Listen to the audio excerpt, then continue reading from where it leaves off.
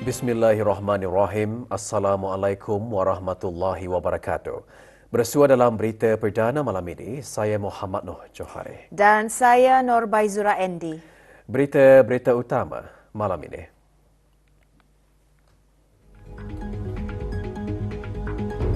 Duli Yang Teramat Mulia Paduka Seri Pangeran Muda Mahkota berkenan berangkat menghadiri majlis doa kesyukuran sempena sambutan Hari Ulang Tahun ABDB.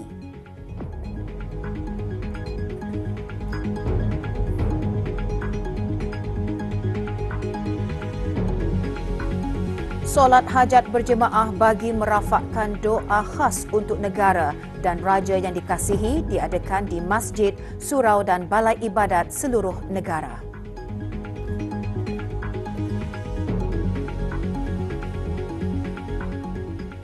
Duli Yang Teramat Mulia Paduka Seri Pangeran Muda Mahkota Pangeran Muda Haji Al-Muhtar Billah Ibni Kebawah Duli Yang Maha Mulia Paduka Seri Baginda Sultan Haji Hassan Al-Bolkiah Muizzaddin Daulah Timbalan Sultan lewat petang tadi berkenan berangkat menghadiri majlis doa kesyukuran sempena sambutan Hari Ulang Tahun Angkatan Bersenjata di Raja Brunei ABDB ke-64. Majlis berlangsung di Surau Ad-Difa, Bolkiah Garrison.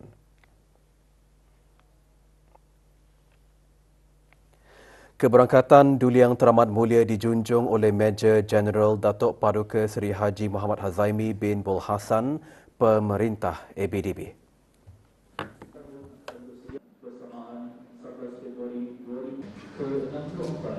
Peringkat selawat bersamaan sampai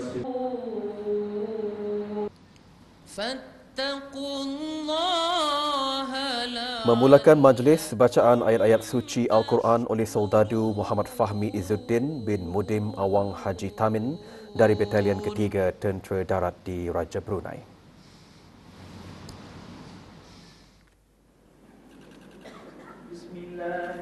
Sembahyang fardu maghrib dan sunat hajat berjemaah diimamkan oleh Lieutenant Colonel Abdul Mujib bin Haji Japar, pemangku pengarah Jabatan Arah Agama ABDB Jamaat.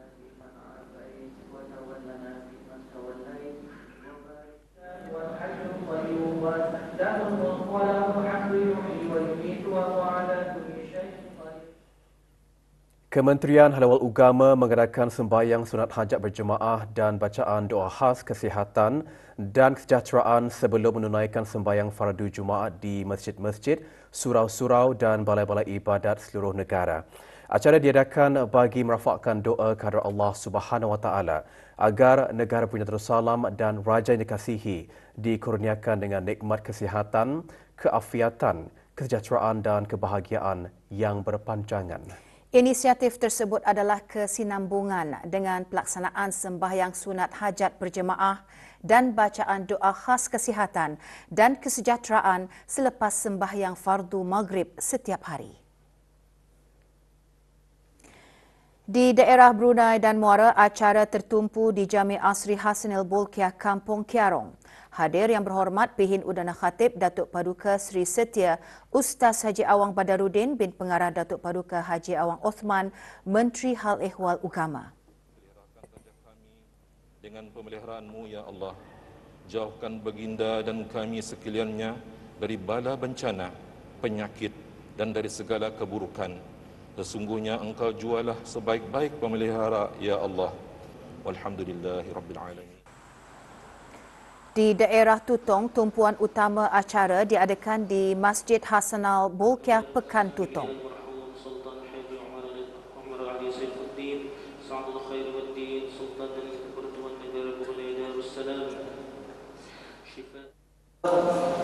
Masjid Muhammad Jamalul Alam Kuala Belait pula menjadi tumpuan acara di daerah Belait.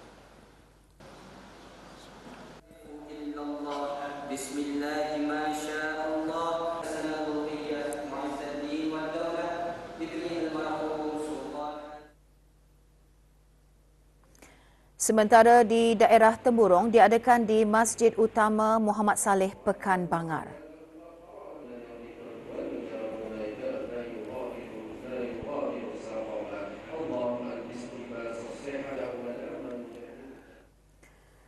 Dengan semangat perpaduan erat, rakyat dan penduduk terus merafakkan doa kehadrat Allah Subhanahu Wa Taala agar Raja yang dikasihi ke bawah duli Yang Maha Mulia Paduka Seri Baginda Sultan dan Yang di-Pertuan Negara Brunei Darussalam sentiasa berada dalam lindungannya dengan dikurniakan nikmat kesihatan, keafiatan, kesejahteraan dan kebahagiaan berpanjangan. Ia juga sebagai simbol ketaatsetiaan dan kasih sayang mendalam rakyat dan penduduk ke hadapan Majlis Baginda. Dari Perambauan saya sendiri mendoakan kesejahteraan dan kesihatan baginda dan juga kerabat-kerabat baginda diberikan kesihatan sentiasa dalam lindungan Allah dan inayahnya juga. Semoga Allah Subhanahu Wa Taala akan mengekalkan keadaan sihat sejahtera dan dalam keadaan perlindungan Allah Subhanahu Wa Taala ke hadapan Majlis ke bawah duli Tuan Patik. Dengan tulus ikhlas memohon kepada Allah agar Allah Subhanahu Wa Taala mengurniakan kesihatan yang sempurna, kekuatan jasmani dan rohani serta kesejahteraan yang berpanjangan kepada Baginda Sultan. Sentiasa di bawah lindungan serta jagaan Allah Subhanahu Wa Taala, dikurniakan kesihatan yang berpanjangan, sentiasa berada di dalam keadaan sehat walafiat dan dipermudahkan segala urusan baginda di mana jua berada. Amin ya rabbal alamin. Sebagai salah seorang rakyat ke bawah duli Yang Maha Mulia, saya mengharapkan supaya ke bawah duli Yang Maha Mulia sentiasa dalam lindungan Allah Subhanahu Wa Taala.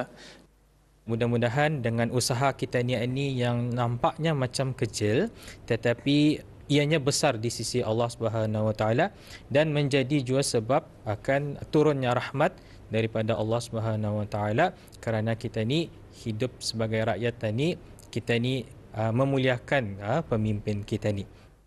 Allahumma ya Allah, ya Tuhan kami, dengan segala kemurahan-Mu dan keagungan-Mu, mohon kekalkan nikmat kesihatan, keselamatan dan kesejahteraan untuk Raja yang kami kasihi.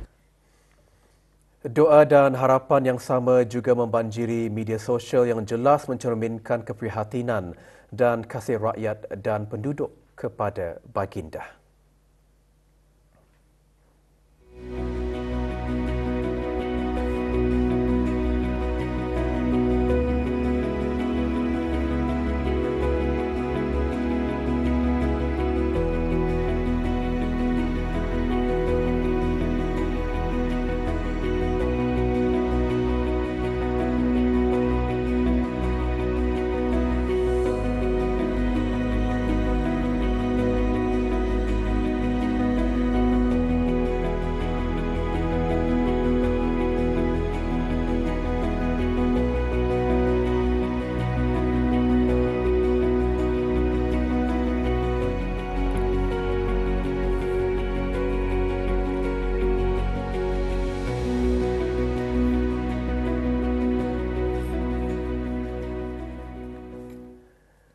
Usaha penjagaan dan pertimbangan nilai serta dasar keluarga dikongsikan semasa sesi taklimat mengenai sambutan Tahun Keluarga Anjuran Kedutaan Republik Turki. Ikuti bahan beritanya seketika nanti. Teruskan bersama Berita Perdana.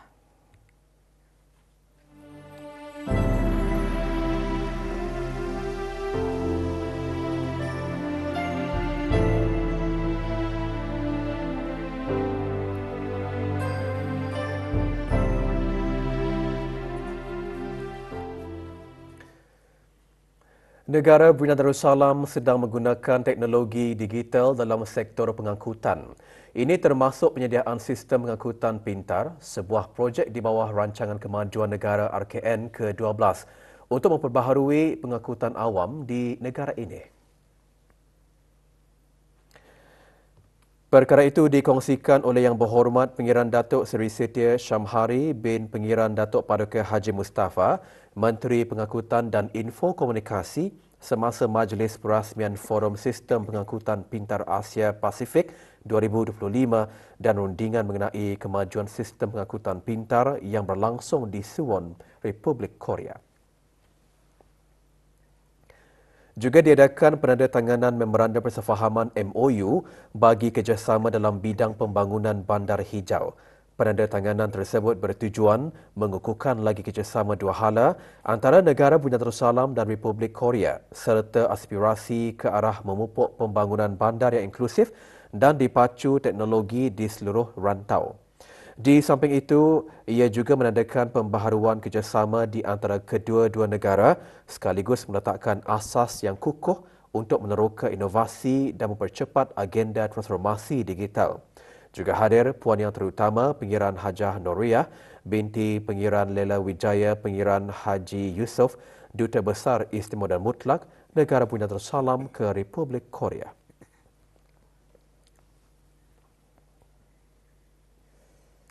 Kedutaan Republik Turki menganjurkan sesi taklimat mengenai sambutan Tahun Keluarga. Sesi memberi tumpuan kepada usaha penjagaan dan pertimbangan terhadap nilai dan dasar keluarga. Dihadiri oleh diplomat dari beberapa negara anggota Pertubuhan Kerjasama Islam, sesi diadakan di Kedutaan Republik berkenaan di Kampung Manggis. Dalam perkongsian Tuan Yang Terutama Profesor Dr. Hamid Ersoy, Duta Besar Istimewa dan Mutlak Republik Turki, menggariskan tanggungjawab untuk melindungi dan mengukuhkan struktur keluarga. Turut menyertai sesi Awang Haji Muhammad Rosli bin Haji Ibrahim, Setiausaha Tetap Kementerian Hal Ehwal Ugama, Tuan Yang Terutama Jan Baz Khan, Duta Besar Istimewa dan Mutlak Republik Islam Pakistan, Tuan Yang Terutama Muhammad Taghi Rajabi, Duta Besar Istimewa dan Mutlak Republik Islam Iran, dan Tuan Yang Terutama Mikhail Baranov, Duta Besar Istimewa dan Mutlak Persekutuan Rusia. Juga hadir beberapa perwakilan asing di negara ini.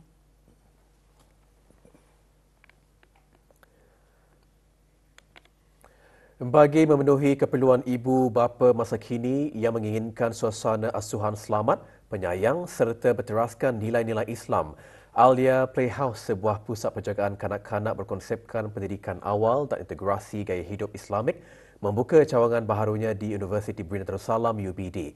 Pelancaran perkhidmatannya yang menyasarkan penjagaan dan didikan anak-anak kecil berumur seawal 3 bulan hingga 3 tahun itu diadakan petang tadi. Pelancarannya disempurnakan oleh Dr. Hazri bin Haji Kifli, Naib Chancellor UBD. Pusat tersebut terbuka kepada umum dan amat sesuai bagi ibu bapa yang mencari pendekatan holistik dalam penjagaan dan perkembangan anak-anak kecil.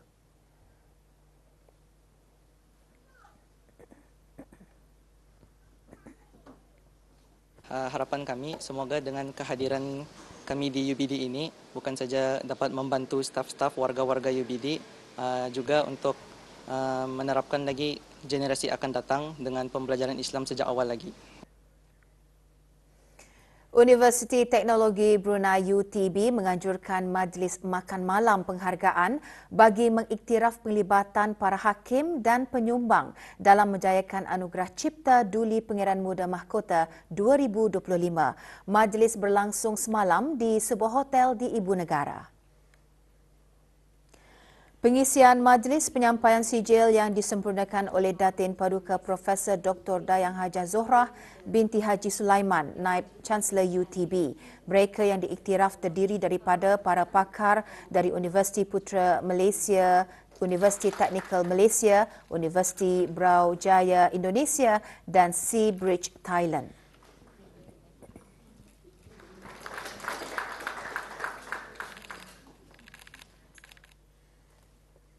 Laporan dari Tanah Suci. Bagi memperkukuh aspek keselamatan dan pengurusan jemaah haji antarabangsa, Kementerian Haji dan Umrah Arab Saudi terus melaksanakan penggunaan kad nusuk sebagai kad pengenalan rasmi kepada setiap jemaah. Inisiatif tersebut bukan sahaja menyimpan maklumat pribadi, bahkan menjadi dokumen penting dalam memastikan kelancaran pergerakan jemaah di Tanah Suci, termasuk ketika wukuf di Arafah dan bermalam di Mina.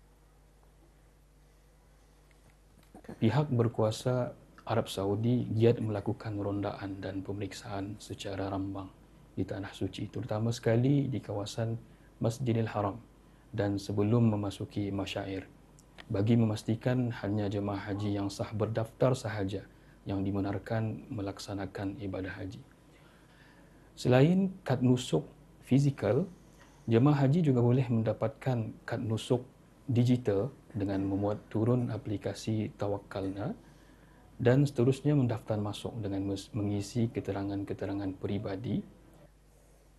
Sebagai pengisian aktiviti dan ilmiah sepanjang musim haji, bakal jemaah haji negara daripada Syarikat Darussalam Services Sendirian Berhad mengadakan lawatan ke Muzium Wahyu Al-Quran di Kota Mekah. Lawatan memberi peluang kepada jemaah untuk mendalami sejarah penurunan wahyu pertama kepada Rasulullah sallallahu alaihi wasallam serta memahami perjuangan awal dalam menyampaikan risalah Islam. Pameran seperti replika Gua Hira, manuskrip Al-Quran lama dan infografik perjalanan kenabian menjadi antara tarikan utama yang memberi impak mendalam kepada jemaah.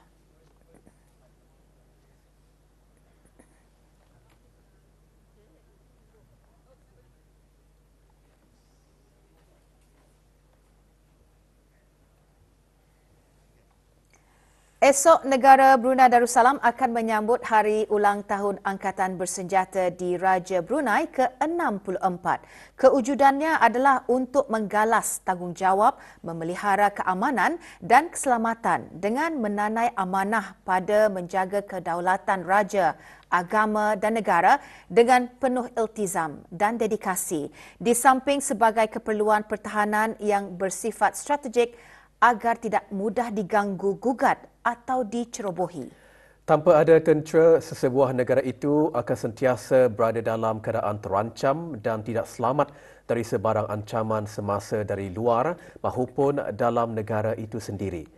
Perkara tersebut dikongsikan semasa khutbah Jumaat hari ini bertajuk Berganding Bahu dalam Menjaga Keamanan dan Kedaulatan Negara. Khutbah juga mengongsikan kekuatan sesebuah negara itu bukan sahaja dengan memiliki peralatan tentera yang canggih tetapi juga menuntut setiap peringkat anggotanya memiliki fizikal yang lasak, spiritual yang tabah dan mental yang kental.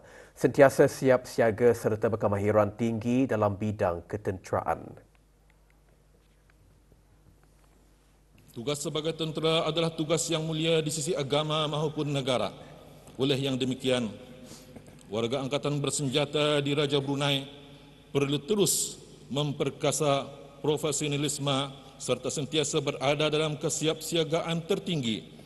Setiap anggota tentera perlu memiliki kekuatan jati diri dengan memfokuskan kekuatan fizikal, strategi dan juga spiritual. Fizikal atau jasmani, iaitu tubuh badan yang sentiasa kuat dan sehat dapat dicapai dengan adanya latihan yang profesional. Dengan cabaran keselamatan masa kini yang semakin kompleks, menghendaki strategi pertahanan yang kokoh bagi memastikan kepentingan negara terus terjaga dan kesejahteraan rakyat sentiasa dikecapi. Penghasilan karya-karya kaligrafi Islam yang unik menjadikan seorang pencipta seni kaligrafi tempatan dikenali ramai. Ikuti perinciannya bersama Muhammad Syafiq Suhaimi.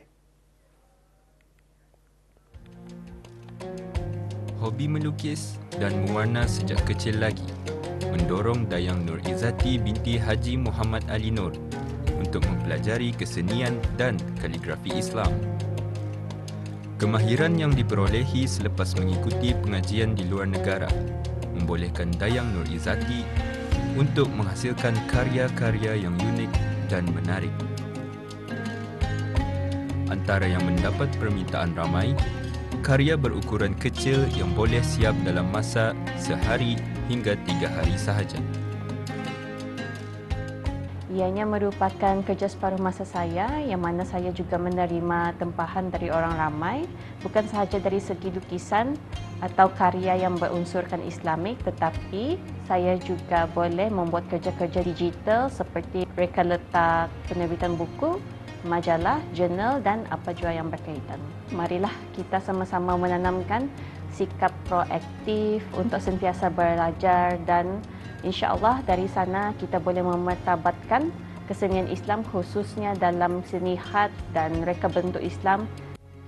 Meskipun menghasilkan karya kaligrafi bukan perkara yang mudah, namun dengan kesabaran dan ketelitian, karya yang unik mampu dihasilkan dalam pelbagai bentuk menarik. Laporan Muhammad Syafiq Suhaimi untuk Berita RTB. Bertemakan mazhab Syafi'i dalam era digital, relevan dan cabaran. Persidangan antarabangsa mazhab Syafi'i sempena 60 tahun institusi Fatwa Negara Brunei Darussalam pada tahun ini akan diadakan pada hari Selasa 3 hingga 4 Jun di Pusat Persidangan Antarabangsa Berakas. Persidangan yang dianjurkan bersama Pusat Penyelidikan Mazhab Syafi'i Universiti Islam Sultan Syarif Ali Yunisa dengan Jabatan Mufti Kerajaan merupakan salah satu acara persidangan dan pameran pertengahan tahun Brunei MICE 2025. Perkara tersebut dikongsikan oleh Pengarah Pusat Penyelidikan Mazhab Syafi'i Yunisa selaku Timbalan Pengerusi bersama Jawatan Kuasa Kerja Persidangan Antarabangsa Mazhab Syafi'i 2025 semasa temu bual bersama RTB. Sebanyak 106 kertas kerja yang akan dibentangkan membahaskan pelbagai isu penting berkaitan peranan dan keberlangsungan mazhab Syafi'i dalam menangani cabaran semasa.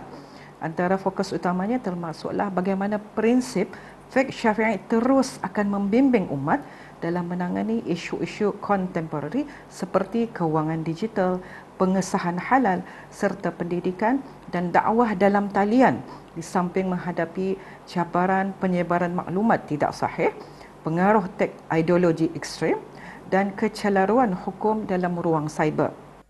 Negara Brunei Darussalam menjadi tuan rumah bagi kejohanan bola keranjang 3 orang sepasukan Piala Borneo 2025 berlangsung semalam di gelanggang bola keranjang Batu Bersurat Gadong.